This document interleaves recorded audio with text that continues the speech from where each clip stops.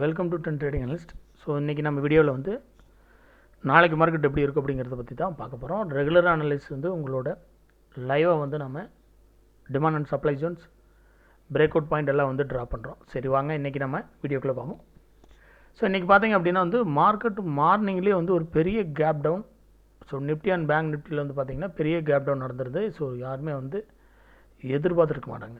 ஏன்னா வந்து மார்க்கெட் வந்து கண்டினியூவாக ஒரு அப் மூமெண்ட்டில் இருக்கும் அப்படிங்கிற கண்டிஷனில் தான் மார்க்கெட்டில் இருந்தது. பட் ஆனால் வந்து இன்றைக்கி எதிர்பார்க்காம ஒரு பெரிய அளவில் டவுன் ஆகிருக்கு. அது ஏன், என்ன ரீசன், அதை பற்றியெல்லாம் தொடர்ந்து பார்ப்போம். ஸோ முதல்ல நம்ம டெக்னிக்கல் வைஸாக மார்க்கெட்டை முதல்ல பார்த்துடலாம். ஸோ மார்க்கெட் வந்து பார்க்கும்போது ஃபஸ்ட் ரெசன்ஸ் இங்கே ட்ராப் பண்ணியிருந்தோம். ஸோ நம்ம வந்து அதுக்கப்புறம் வந்து பார்த்திங்கன்னா இங்கே ஒரு ரெசன்ஸ் ட்ராப் பண்ணியிருந்தோம். மார்க்கெட்டில் கண்டினியூவாக அதுக்கப்புறமும் அது டவுன் ஆகிட்டே இருந்தது. அதுக்கப்புறம் அது அப் மூமெண்ட்டுக்கு மூவ் ஆகவே இல்லை. நாம் சொல்லியிருந்தது இங்கே 21,880க்கு கீழே வந்து ஒரு க்ளோசிங் கொடுத்து டவுன் ஆச்சு அப்படின்னா அடுத்து 21,650 இல்லை 21,500 ரேஞ்சுக்கு மார்க்கெட் வருவதற்கு வாய்ப்பு இருக்குது அப்படிங்கிற மாதிரி பார்த்துருந்தோம். இன்றைக்கி வந்து பார்த்திங்கன்னா அன்எக்ஸ்பெக்டடாக மார்க்கெட் இங்கே டவுன் கொடுத்து இந்த ரேஞ்ச் வந்துச்சு. சரி, இனி இதை நாம் எப்படி அணுகலாம் அப்படிங்கிறத பார்ப்போம். இப்போ ஓவராலாக வந்து பார்த்தோம் அப்படின்னா மார்க்கெட்டில் மறுபடியும் வந்து செல்லிங் ப்ரெஷர் இருக்கா அப்படிங்கிறத நம்ம பார்க்கணும். இப்போ எல்லா மார்க்கெட்டுமே வந்து கண்டினியூவாக வந்து பார்த்திங்க அப்படின்னா பெரிய லெவலில் பையிங் மூவ்மெண்ட் இல்லாமல் செல்லிங் மூவ்மெண்ட் தான் இருக்குது. குளோபல் மார்க்கெட்டாக ஒரு சின்னதாக நம்ம பார்த்துடலாம். ஸோ டவ் ஜோன் பார்த்திங்கனாலும் நமக்கு வந்து ஒரு டவுனில் தான் இருக்குது. ஸோ வேர்ல்டு மார்க்கெட்டில் பார்க்கும்போது பார்த்திங்கன்னா நமக்கு இதெல்லாம் வந்து பார்த்திங்கன்னா யூரோப்பியன் மார்க்கெட் ஃபுல்லாக எல்லாமே டவுனில் தான் இருக்குது. அதுக்கப்புறம் ஏசியன் மார்க்கெட் எல்லாமே ரத்த கலரிகளாக தான் இருக்குது. ஸோ வந்து கண்டினியூவாக வந்து ரீசனபிள் என்னென்ன ரீசன் அப்படிங்கிறத பார்த்துருவோம். ரீசன் ஒன்று பார்த்திங்க அப்படின்னா வந்து நமக்கு யூஎஸ் ஹமாஸ் அந்த சிங்கடல் அந்த இருக்கிற அந்த ப்ராப்ளம் ஒன்று கண்டினியூ ஆகிட்டுருக்கு. அதுக்கப்புறம் ஈரான் பாகிஸ்தானோடைய ஒரு ப்ராப்ளம் கண்டினியூ ஆகிட்டுருக்கு. நம்ம நாட்டில் வந்து என்ன தான் வந்து ஸ்டாக்ஸில் வந்து கார்ப்பரேட் வந்து நல்ல ப்ராஃபிட்டபிள் கொடுத்தாலும் வேர்ல்டு வைஸாக பார்க்கும்போது அவ்வளோ வந்து ஹெல்த்தியாக இல்லை அப்படிங்கிறது தான் அது திரும்ப திரும்ப எதிரொலிக்குது. டவ் ஜோன்லேயும் பார்த்திங்கன்னா வேலை ஸ்ட்ரைக் ஒரு மாதிரியான வாய்ப்புகள்லாம் இங்கே க்ரியேட் ஆகிட்டு இருக்குது. ஸோ வட்டி விதங்களை வந்து மீண்டும் குறைப்பதற்கான வாய்ப்புகளும் அங்கே இருக்கிற மாதிரியான ஒரு சூழலில் வரனால மறுபடியும் மார்க்கெட்டில் வந்து ஒரு சுணக்கம் ஏற்படுது. ஸோ நம்ம இந்த மாதிரி ஹையில் இருக்கும்போது அதனால் இன்றைக்கி வந்து பார்த்திங்கன்னா இன்றைக்கி நம்ம பார்த்து வெறும் ட்ரைலருங்கிற மாதிரி ஒன்லி ப்ராஃபிட் புக்கிங் தான் கான்செப்டில் இறங்கியிருக்கிறாங்க. ஸோ அதை நம்ம புரிஞ்சுக்கணும். இது கண்டினியூ ஆகுமா இல்லையா அப்படிங்கிறத நம்ம இனி தொடர்ந்து நம்மளுடைய டெக்னிக்கல் அனாலிசிஸில் பார்த்துட்டு வரோம். ஸோ இதுக்கப்புறம் வந்து பார்த்திங்க அப்படின்னா ப்ரைஸ் வந்து நம்ம இப்போ இங்கே ஒரு சப்போர்ட்டை வந்து சப்ளை ஜோன் அண்ட் சப்போர்ட்னே வச்சுக்கலாம், ட்ரா பண்ணியிருக்கோம். ஸோ இதுக்கப்புறம் வந்து பார்த்திங்கன்னா நமக்கு இந்த ரேஞ்சு ஒரு மெயினான ஏரியாவை பார்க்குறோம். ப்ரீவியஸ் டேவிலேயே நம்ம வந்து இந்த ரேஞ்சை பிரேக் பண்ணுறதுக்கான முயற்சி தான் இங்கே இருக்குன்னு இருந்தோம். அதுக்கடையிலே வந்து ஹையை பிரேக் பண்ணியிருக்கு. ஸோ இப்போ வந்து இது திரும்ப வருது அப்படின்னா இது மறுபடியும் பவர்ஃபுல்லாக இருக்கிறதுக்கான வாய்ப்புகள் அதிகம். ஸோ ஒருவேளை நாளைக்கு மார்க்கெட் வந்து 21,500 பிரேக் பண்ணி ஒரு க்ளோசிங் கொடுத்து ஒரு மூவ்மெண்ட் கொடுத்தது அப்படின்னா கண்டிப்பாக இது வந்து 21,000 ஒரு ஸ்லைடாக பிரேக் பண்ணுறதுக்கான பாசிபிலிட்டி அதிகம். சரி, ஓகே. மார்க்கெட்டில் வந்து நாளைக்கு அது இல்லாமல் மார்க்கெட் வந்து ஒரு அப் மூவ்மெண்ட் கொடுக்குது அப்படின்னா நமக்கு 21,650க்கு மேலே ஒரு ஓப்பனிங் கொடுத்து ஒரு மூவ் ஆச்சு அப்படின்னா அது வந்து பார்த்திங்கன்னா அதிகபட்சம் நமக்கு இந்த மூவ்மெண்ட்டுகளை க்ரியேட் பண்ணும். அதாவது 21,750, அதுக்கப்புறம் பார்த்திங்கன்னா 21,880 இந்த ரேஞ்சுகளில், அதாவது 21,650க்கு மேலே ஒரு ட்ரேடிங் நடந்துகிட்டு இருந்ததுன்னா 21,750, 21,880 இந்த ரெண்டு ரெசிஸ்டன்ஸ் ஏரியாக்களை கொடுக்கும். அங்கிருந்தும் ரிவர்ஸில் ஆகிறதுக்கான பாசிபிலிட்டி இருக்குது. அதனால் நம்ம கவனமாக இருக்கணும். மார்க்கெட்டில் 21,500 ஒரு ஸ்ட்ராங்காக வந்து ஒரு நமக்கு வந்து ஒரு கேமர் ஃபார்மேஷன் வந்து இங்கேருந்து ரிவர்ஸில் ஆகுதுன்னா ஒரு ஸ்மால் ரிஸ்கில் நம்ம பைங்கிற கான்செப்ட் எடுக்கலாம். இல்லை அப்படின்னா இது வந்து முழுக்க செல்லிங்கிற கான்செப்டில் போயிடும். ஓவராலாக குளோபல் மார்க்கெட்லேருந்து ஓவராலாக அது வந்து கொஞ்சம் கவலையாக தான் இருக்குது. ஸோ நம்ம அதை புரிஞ்சுக்கணும். ஸோ இப்போ நம்ம இதில் பார்த்திங்கன்னா ரெண்டு தான் ட்ரா பண்ணியிருக்கோம். ஒன்று வந்து 21,500, அதுக்கப்புறம் வந்து பார்த்திங்கன்னா 21,000. இந்த பெரிய கேப் எதுக்காக விட்டுருக்கோம் அப்படின்னா ஸோ மார்க்கெட் மறுபடியும் செல்லிங் மூவ்மெண்ட் கொடுப்பாங்க அப்படின்னா இது வந்து கண்டினியூவாக இருக்கான பாசிபிலிட்டி அதிகம். இந்த 21,500 கீழே வந்து 1 ஹவரில் க்ளோசிங் கொடுத்து டவுன் ஆச்சுன்னா. ஸோ இன்றைக்கி நடந்து வச்சு நம்ம பார்த்தோம் அப்படின்னா நாளைக்கு வந்து நிஃப்டிக்கு வந்து F&O க்ளோசிங் இருக்குது, வீக்லி க்ளோசிங். ஸோ ஓவராலாக 21,800 நல்ல ஒரு ரெசிஸ்டன்ஸாக செல்லிங்கில் இருக்குது. அதுக்கப்புறம் 21,700 கால் ரேட்டிங் வந்து அதிகமாக நடந்திருக்கு. நேற்று பார்த்துக்கு இன்றைக்கி எல்லாமே பயங்கர உல்ட்டாக இருந்திருக்கும். ஸோ 21,700 800 வந்து நல்ல ரைட்டிங் இருக்குது. அப்போ 21,700 வெரி இம்பார்ட்டண்டான ஏரியாவாக இருக்குது. ஸோ அதுக்கப்புறம் கீழே வந்து பார்த்திங்கன்னா 21,500 தான் இருக்குது. அதுக்கப்புறம் 21,000. ஸோ இதுக்கு இடையில் வந்து நாளைக்கு ஒரே நாள் தான் இருக்கிறதுனால நாளைக்கான செல்லிங் ப்ரெஷர் என்ன இருக்குது மார்க்கெட்டில், குளோபல் மார்க்கெட்லலாம் எப்படி இருக்குது அப்படிங்கிறத பார்த்து நம்ம என்ட்ரி எடுக்கிறது நல்லாயிருக்கும். நம்ம 21,650 வந்து நின்றுட்டே இருந்தாலும் நமக்கு வந்து பார்த்திங்கன்னா 21,750 ரேஞ்சிலேயும் ஒரு ரெசன்ஸ் இருக்கிறனால கவனமாக நம்ம ட்ரேட் பண்ணணும். ஸோ ஆப்ஷன் செயின் அனாலிசிஸில் பெரிய லெவலில் நம்ம வந்து சேஞ்சஸ் இல்லை. 21,800 21,700 ரெசன்ஸ், 21,000 21,500 சப்போர்ட். ஸோ அதுக்கப்புறம் வந்து இதில் வந்து பெரிய லெவலில் நம்ம மார்க் பண்ண வேண்டிய சுச்சுவேஷனும் இல்லை. பேங்க் நிஃப்டி ஃபியூச்சரில் வந்து பார்த்திங்க அப்படின்னா நம்ம ஏற்கனவே வந்து பேங்க் நிஃப்டி ஃபியூச்சர்ஸ் வந்து ட்ராப் பண்ணியிருந்தோம். ஸோ அதோடைய லெவல்ஸை மறுபடியும் நான் உங்களுக்கு ஞாபகப்படுத்துகிறேன். ஸோ இது வந்து ஃபஸ்ட்டு வந்து பார்த்திங்க அப்படின்னா ஃபஸ்ட்டு ரெசன்ஸ் ஏரியா. ஸோ இது வந்து நமக்கு ஒரு செகண்ட் ரெசன்ஸ் ஏரியா.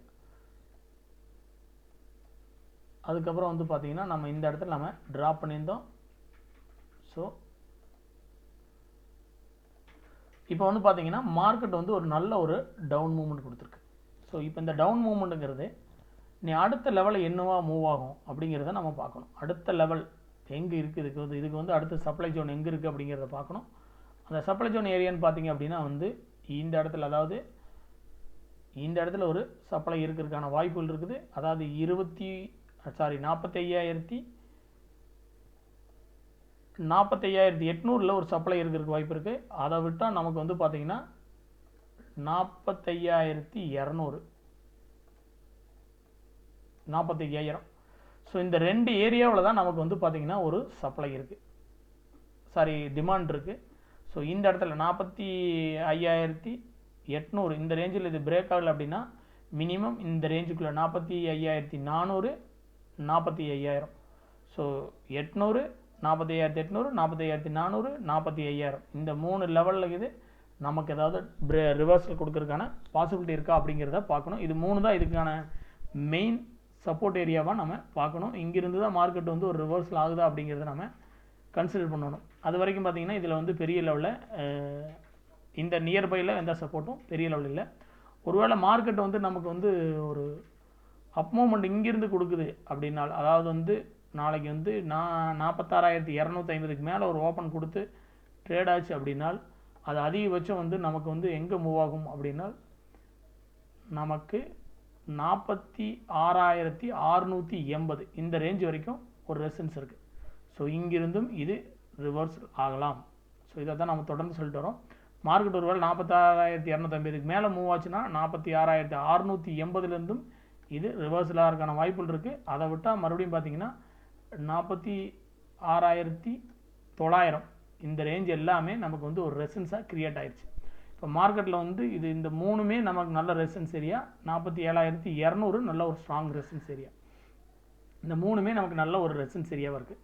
ஸோ நமக்கு வந்து சப்போர்ட்னு பார்த்தீங்கன்னா 45,800 ஒரு நமக்கு 1 ஹவர்லேயே அது வந்து நல்ல ஒரு ரிவர்சல் கிடைக்காம நம்ம அதை சப்போர்ட்டை க்ரியேட் பண்ணக்கூடாது. இல்லைன்னா 45,400 இல்லைன்னா 45,000. ஸோ இந்த ஏரியாவுக்குள்ள நமக்கு வந்து ஒரு ரிவர்சல் கிடச்சுன்னா பார்க்கலாம். இல்லை அப்படின்னா அது வந்து ஸ்ட்ராங் செல்லிங் மூவ்மெண்ட் கொடுத்துன்னா நம்ம 45,000 வரைக்கும் நம்ம அதை ஃப்ரீயாக வந்து செல் அண்ட் பைங்கிற கான்செப்ட்டில் ஃபாலோ பண்ணிக்கிறது தான் நமக்கு ரொம்ப யூஸ்ஃபுல்லாக இருக்கும்.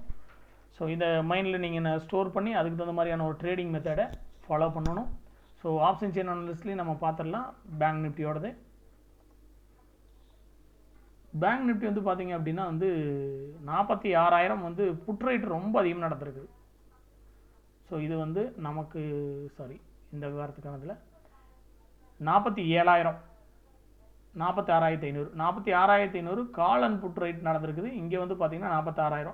ஸோ 46,500 தாண்டும் போது நம்ம சொன்ன மாதிரி 47,000ங்கிற ரேஞ்ச் வரைக்கும் மார்க்கெட்டில் இது மூவாருக்கான வாய்ப்புகள் இருக்கும். 46,250க்கு மேலே ட்ரேட் ஆகிட்டு இருந்தாலே இது வந்து பார்த்திங்கன்னா 46,500க்கு மூவ் பண்ணுறதுக்கு முயற்சி ஆகும். ஸோ இந்த ரெண்டு லெவலும் பார்த்திங்கன்னா ஏன்னா அது புட் ரேட் அதிகமாக நடந்திருக்கிறதுனால ஸோ இந்த ரெண்டும் மெயினான இடமா பார்க்குது. நாளைக்கு எப்படி மார்க்கெட் ஓப்பனிங் கொடுக்குது அப்படிங்கிறது தான் ரொம்ப இம்பார்ட்டன்ட். அதுக்கப்புறம் பார்த்திங்கன்னா அதிகமாக இருக்கிறது 45,000. ஸோ இது வந்து அதுக்கான சப்போர்ட்டாக இருக்குது.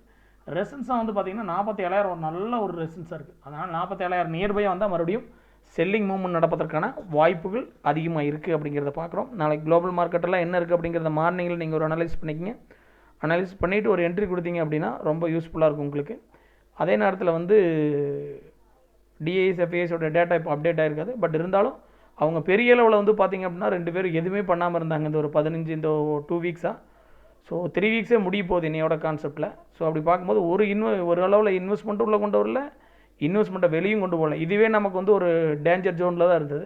அதை இன்றைக்கி அவங்க வந்து ஏன்னா இவங்க ஒரு 5000 கோடி, இவங்க ஒரு 5000 கோடி, 10,000 கோடியோ செல்லோ பையோ கொண்டு வந்திருந்தாங்கன்னா மார்க்கெட் வந்து ஒரு ஸ்டேபிளாக இருக்குன்னு சொல்லலாம். இவங்க 2 பேருமே எதுவுமே பண்ணாதப்பே நம்ம அலர்ட் ஆகியிருந்திருக்கணும். ஏன்னா மார்க்கெட்டில் எந்த நேரத்தில் வேணாலும் யாரோ ஒருத்தர் பெரிய லெவலில் ஃபண்டை எடுக்கிறதா உள்ளே கொண்டு வரதோ நடக்கும்போது பெரிய சேஞ்சஸ் நடக்கும்.